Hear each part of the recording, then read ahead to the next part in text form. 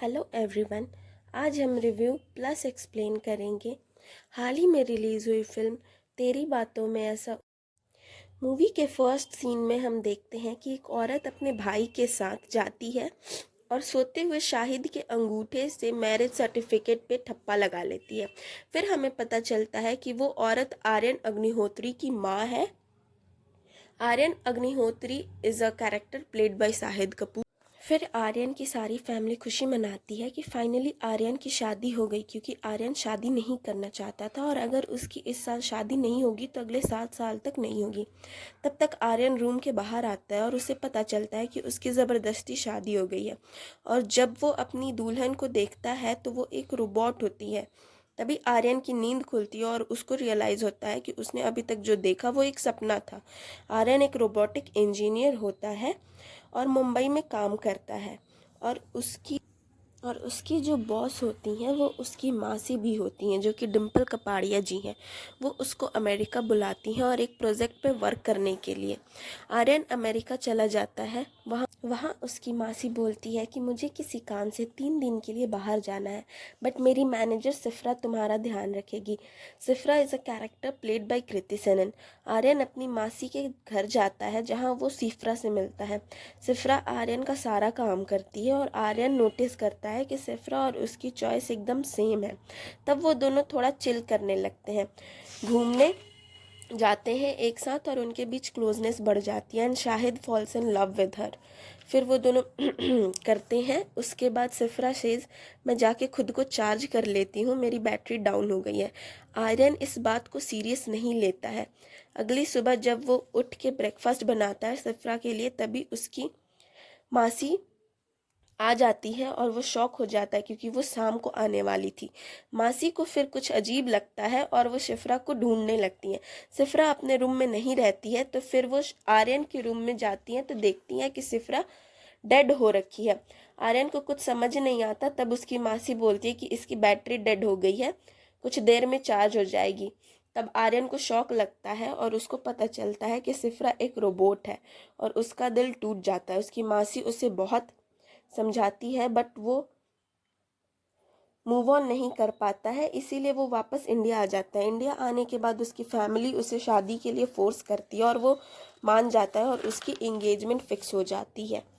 और अपने ही एंगेजमेंट के दिन आर्यन वहाँ से भाग जाता है। तभी उसके दादाजी उसको भागते हुए देखते हैं और आर्यन उनको बताता है कि वो एक लड़की से प्यार करता है।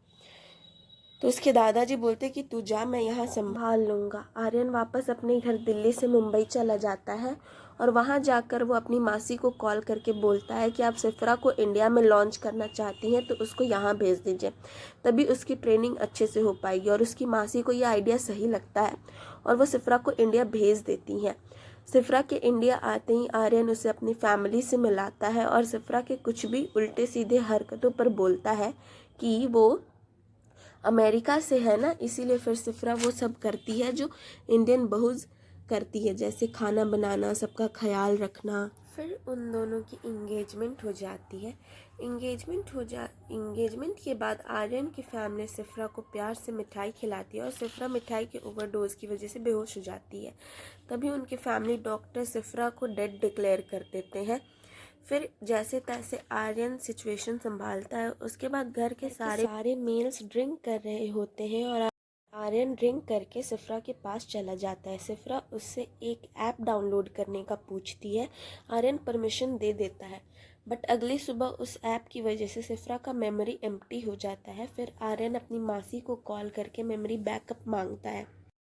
आज सिफ्रा नॉर्मल हो जाती है। आगे सीन में हम देखते हैं कि आर्यन के दादाजी की तबीयत खराब हो जाती है और सब लोग उन्हें हॉस्पिटल लेकर जाते हैं।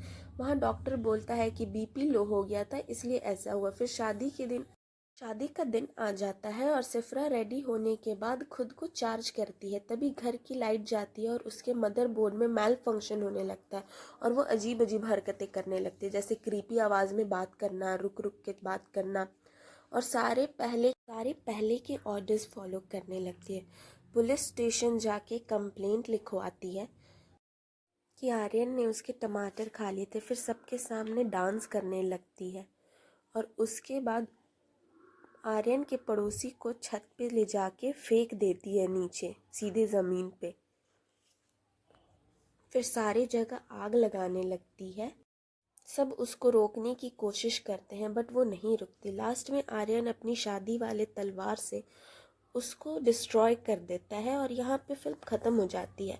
और फिल्म के पोस्ट क्रेडिट सीन में हमें दिखाया जाता है कि 6 महीने बाद आर्यन की माँ से सिफरा को रीस्टैब्लिश करके लॉन्च करती है। बात करें इस फिल्म के रिव्यू की तो आप इसको एक बार ज़रूर देख सकते हैं। फैमिली एंटरटेनर है। एक सीरियल आता था बहू हमारी रजनीकांत, उस पर हल्की हल्की बेस्ड है। It's a one timer film.